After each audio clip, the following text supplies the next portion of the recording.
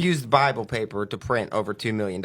Most people don't realize the feel is the most important part, really. And real money is like it's like real crisp. It's because they use intaglio presses. So when they do print on it, they use presses with extreme heat and pressure. So it makes the bill really dense. Like essentially it's thin but real dense. So it's like that's where that pop comes from. If you kind of pop a bill, it's like real sharp sounded because it's so, and it's durable. yeah, exactly. It's cotton, linen, rag. It's not paper, So, it's cloth.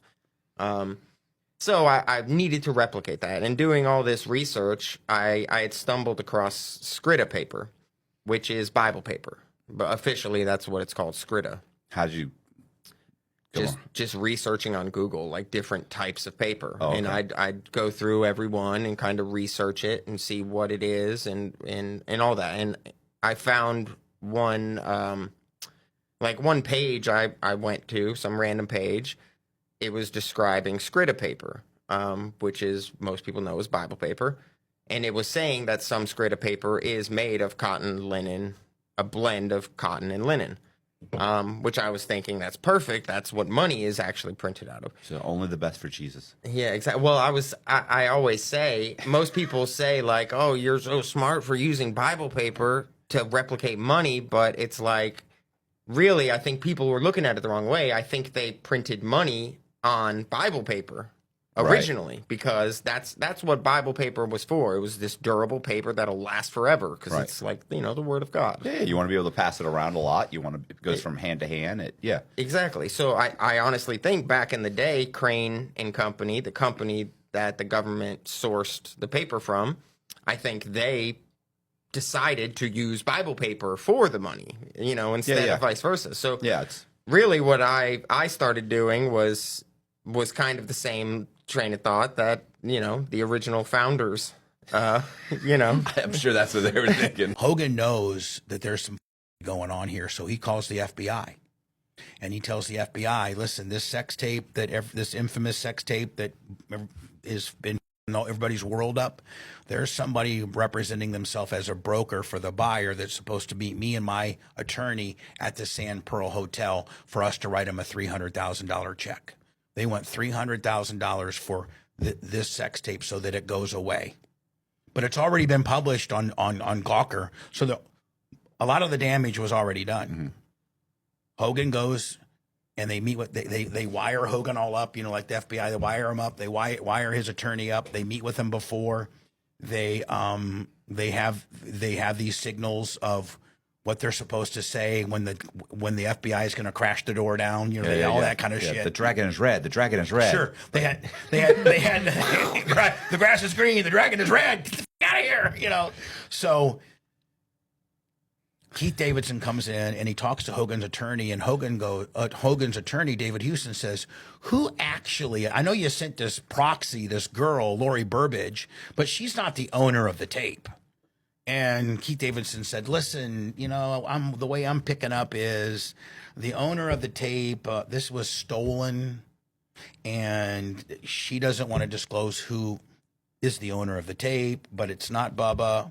And at that point, they knew they were on a wild goose chase, but they knew that so Hogan signs a $300,000 check. The Red Dragon code word comes in. Right. The FBI swarm in there. They got Lori Burbidge down on the ground. They got Keith Davidson down on the ground, handcuffed, read him the rights. Keith Davidson, before he gets handcuffed, is able to text Spice Boy and says, you need to get counsel. Do you think that Otani is behind the bets? Absolutely. At this point, That's what you believe? 100%. Okay. Because how can an interpreter lose $1.3 million? Yeah, I was just wondering, like, you do understand what the going rate for an interpreter is, right? And he's Even the highest if we're paid. best friends. Yeah, he's the highest paid interpreter. It was like 200 and something thousand at the time. Yeah. That's, ginormous for an interpreter anyway. But to me, I'm like, he's paying, and anonymity is something I provided as a service. That's one reason why people like illegal bookmakers. And also, he's not showing any signs of distray, and I don't care if it's Shohei Ohtani betting. In fact, I prefer it.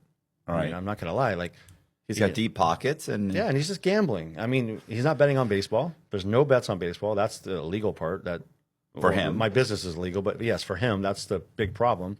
So I'm like, you know what? Big deal. Fast forward, now he owes me $7 million, $8 million, and he's sending me wires every 2 weeks for like $500,000. And I'm going to Vegas and I'm having a gay old time and enjoying my life. You know, I was already making great money, but now it's even more. And to be honest, I see this as a valve that's never going to shut off. And you're feeding a dopamine rush that I love, and I'm just enjoying this. My business is even better than it's ever been, right?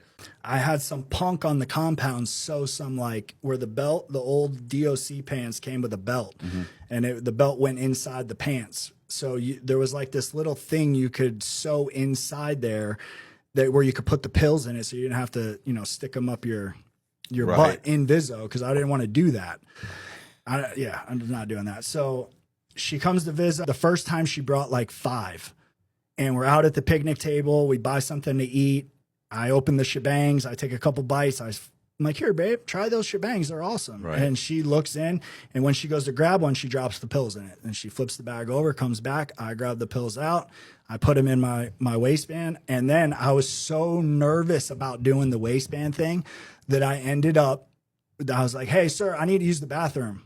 He's like, all right. I had him there. So he pats me down. I go in the bathroom, and I ended up taking them out of the waistband thing, putting some soap on my finger and putting them up. They were in a cellophane. right. Because I was so scared about introduction to the contraband, Yeah. them finding them on me. And this is crazy. So now I have to go back into the dorm and get these out. So, and right when I go back into the dorm, counts at 4:00. The Vizzo ends at like 3:30. They, you got to wait for them to pat you down, strip you down, go walk back to the dorm. I get in and they're calling recall, meaning like in 10 minutes, a cop's going to come in and count everyone's count time. So I'm like, dude, I was like, I can't go sit on my bunk for an hour and a half. I never have done this. I don't know if they're going to come out or what the hell. I need to get them out. So I go to the last stall in where the bathroom is. There's like 6 toilets. And the one at the end is where everyone, did their thing, put the sheet up. So no one really went in that.